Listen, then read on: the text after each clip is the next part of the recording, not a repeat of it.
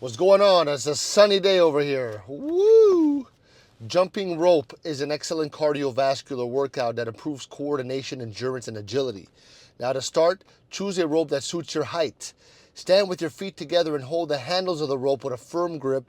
Position the rope behind you, resting it on the ground just behind your heels. You're going to begin by swinging the rope over your head, and as it comes down towards the ground, you're going to jump over it with both feet together. The key is timing your jump with the rope's descent. Okay? That's the key. So when the rope reaches the lowest point in its swing, jump with a slight bend in your knees to allow the rope to pass under your feet. Aim for a light, quick jump to reduce the impact on your joints. All right? And maintain a steady rhythm.